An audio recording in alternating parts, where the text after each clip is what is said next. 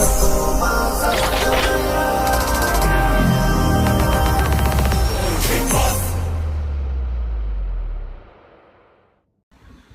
Guys, Thoyyib മീഡിയയിലേക്ക് good morning. Thoyyib മീഡിയയിലേക്ക് എല്ലാവർക്കും സ്വാഗതം.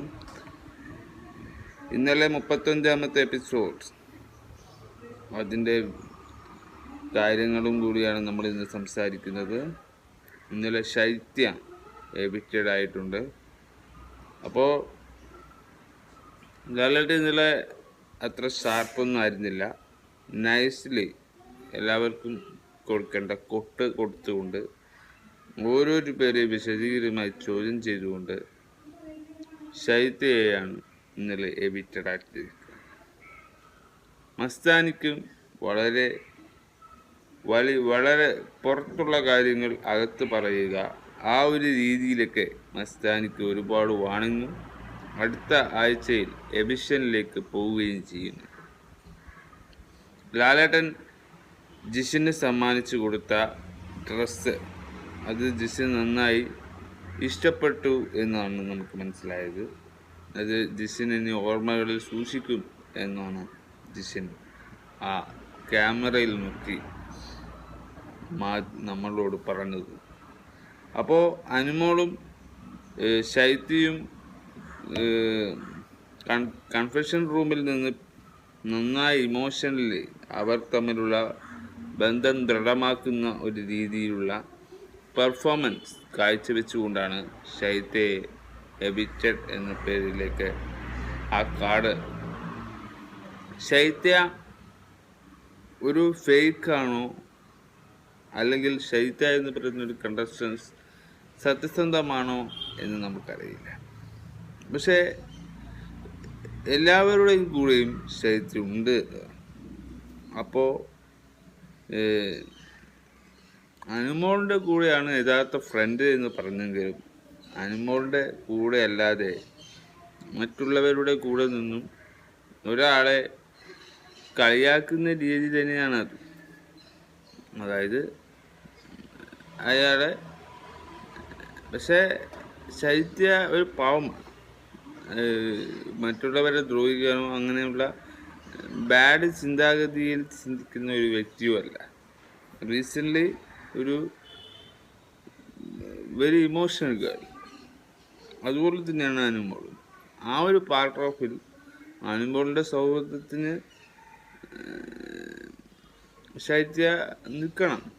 കാരണം രണ്ടുപേരും ഒരേ നേച്ചറാണ്. അപ്പോൾ ഇവർ രണ്ടുപേരുടെയും ഈ സ്നേഹം, സൗഹൃദ വലയം, അത് രണ്ടാക്കാൻ വേണ്ടി തന്നെയാണ് ബിഗ് ബോസ് തീരുമാനിച്ചിരിക്കുന്നത്. കാരണം അത് ഉടഞ്ഞു പോയ വിഗ്രഹമാണ്. ആ വിഗ്രഹം ഇനി കൂട്ടിച്ചേർന്നാൽ കൂടിച്ചേരില്ല.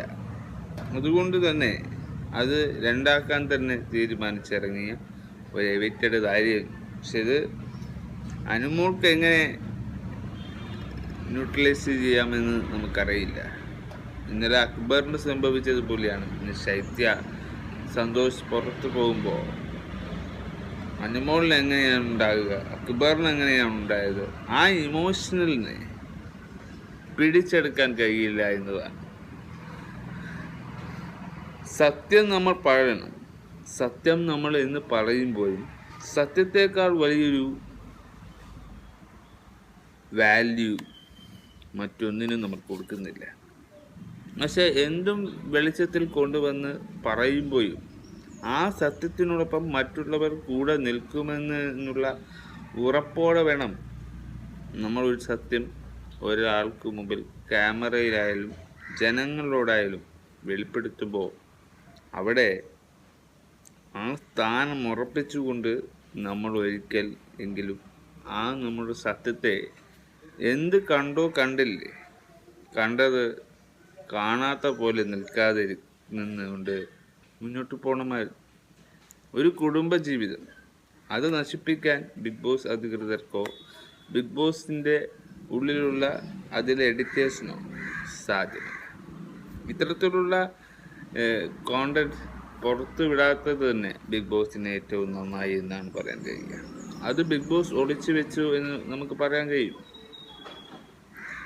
അതിൻ്റെയൊക്കെ പേരിലാണ് ഷെയ്ത്തയും അനുമോളും ഒക്കെ രണ്ടായി മാറിയത്. ആ സൗഹൃദം തന്നെ ബ്രേക്കപ്പായി മാറിയത്. അപ്പോൾ ലാലേട്ടൻ ഇന്നലെ വാണിംഗ് അല്ല കൊടുത്തത്, നൈസായി കാര്യങ്ങൾ പറഞ്ഞ് മോട്ടിവേഷൻ പോലുള്ള, പക്ഷെ ഇത്തിരി പറയേണ്ടതൊക്കെ എല്ലാവർക്കും കൊടുത്തിട്ട് തന്നെയാണ്. എല്ലാവർക്കും ആര്യനോട് ഒരുപാട് കാര്യങ്ങൾ ചോദിക്കുന്നുണ്ടായിരുന്നു. അപ്പോൾ പുതിയ വന്ന ലക്ഷ്മി അവർ ഇത്ര റൂഡാണ്, അവരുടെ ബിഹേവും കാര്യങ്ങളൊക്കെ കാണുമ്പോൾ മറ്റു ഹൗസ് മേറ്റ്സിന് തീരെ പിടിക്കുന്നില്ല എന്ന് നമുക്ക് മനസ്സിലാക്കാം. അപ്പോൾ ആ ഒരു റൂഡായ സംസാരം കൊണ്ട് തന്നെ അവർ ഇവരെ എവിക്ഷനിലേക്ക് കൊണ്ടുപോകാൻ സാധ്യതയുണ്ട്. പിന്നെ മറ്റുള്ളവർ മികച്ചതാണോ എന്ന് പറയാൻ അനീഷിനെയാണ് ഇപ്പോഴും നമുക്ക്. ഇനി അടുത്തത് ജിഷിൻ ഒരു നല്ല മത്സരാർത്ഥി തന്നെയാണ്. ജിഷിന് നല്ലൊരു കളിക്കാനുള്ള കഴിവുകളൊക്കെ ഉണ്ട്. ജിഷിൻ കളിക്കുക തന്നെ ചെയ്യും. ജിഷിൻ അതുപോലെ പതറാതിരുന്നാൽ ജിഷിൻ നല്ലൊരു ഗെയിമറായി മാറുക തന്നെ ചെയ്യുമെന്നാണ് എനിക്ക് പുരോഗതി തോന്നുന്നത് എന്ന് എനിക്ക് തോന്നി. ഇതുവരെ ആരും ആരുടെ ഫേവറബിളായ ഒരു ഗെയിം കണ്ടസ്റ്റൻസ് ആയിട്ട് ആരും മാറിയിട്ടില്ല. ഷാനവാസ് ഉൾപ്പെടെ ആരും, ഫാത്തിമ റണ പോലും വന്നില്ല. അപ്പോൾ ആരും ഒരു പ്രത്യേകമായ കണ്ടസ്റ്റൻസ് അവിടെ ഇപ്പോൾ നിലവിലില്ല. ബിഗ് ബോസ് കണ്ടന്റിൽ ഇപ്പോൾ ഫേവറബിളായ ഒരു കണ്ടസ്റ്റൻസ് ഉണ്ടോ എന്ന് പ്രേക്ഷകരോട് ചോദിച്ചാൽ നോ എന്ന ഉത്തരമാണ്. അതായത് യെസ് എന്ന് പറയാൻ അവിടെ അവകാശപ്പെടുന്നില്ല. കാരണം ഇപ്രാവശ്യത്തെ ബിഗ് ബോസ് ഹൗസിൽ ഒരു വ്യക്തിയില്ല. അതായത് നമുക്ക് വോട്ട് സ്ഥിരമായിട്ട് ചെയ്യാനുള്ളൊരു വോട്ട് ചെയ്യാനുള്ള ഫേവറബിൾ കണ്ടസ്റ്റൻസ് ഇല്ല. അപ്പോൾ കഴിഞ്ഞ പ്രാവശ്യം ജിൻഡോക്കായിരുന്നു, പ്രാവശ്യം അനീഷായിരിക്കും അത് വാങ്ങിയെടുക്കുന്നത്. പ്രാവശ്യവും ഒരു ആണിന് തന്നെ ആയിരിക്കും അവാർഡ് കിട്ടാൻ സാധ്യത. പെണ്ണുങ്ങളുടെ കാര്യത്തിൽ നമുക്ക് ഒരിക്കലും ഉറപ്പ് പറയാൻ കഴിയില്ല. അവരാണ് എന്നും അടുക്കളയിൽ ഭരണം നടത്തുന്നു, അടുക്കള കലഹമാക്കുന്നു, എല്ലാത്തിനും മെഷു ഉണ്ടാക്കിയെടുക്കുന്നതും അവർ തന്നെ. അതുകൊണ്ട് ഈ ബഹളങ്ങളെല്ലാം ഒടുങ്ങുന്നതിന് മുമ്പ് ഫൈനലാകും, ഗ്രാൻഡ് ഫിനാലെ. അപ്പോൾ സീസൺ 7 അവസാനിക്കുകയും ചെയ്യും. അതാണ് സംഭവിക്കാൻ പോകുന്നത്. അപ്പോൾ റിയാലിറ്റി ഈസ് പ്യൂർ ഗുഡ്. ഒരു റിയാലിറ്റിയെ വിശ്വസിച്ചുകൊണ്ട് പുറത്തു വരുന്ന മാധ്യമ ചോദ്യങ്ങളെ അവർക്ക് നേരെ ചോദ്യങ്ങളിൽ നിന്ന് പിന്തിരിയാൻ നിങ്ങൾക്കാവില്ല.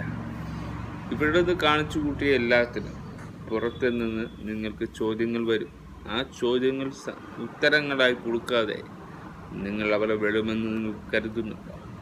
നോ, നിങ്ങൾ ഏറെ പോകും. അതാണ് സംഭവിക്കാൻ പോകുന്നത്. By four